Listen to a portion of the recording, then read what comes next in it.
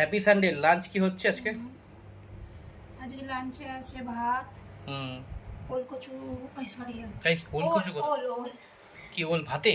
ওল ভাতে লঙ্কা টঙ্কা দিয়ে মেখেছো নাকি? লঙ্কা সর্ষে দিয়ে মাখা, শুকনো লঙ্কা ভেজে। আচ্ছা আচ্ছা, আর আমি নিয়েছি একটু ইলিশ মাছের মাথা, আর একটু ইলিশ মাছ এসছে বাড়িতে। আচ্ছা আচ্ছা। আর এটা হচ্ছে ইলিশ ভাপা। ইলিশ ভাপা? বাহ, ইলিশটা দেখে তো মনে হচ্ছে ভালো। এটা হচ্ছে ইলিশ ভাপা করেছি। আচ্ছা।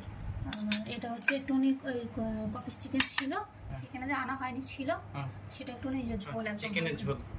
আচ্ছা, এই হচ্ছে লাঞ্চ। আচ্ছা আচ্ছা, তাহলে লাঞ্চ ভালোই হবে তাহলে লাঞ্চটা।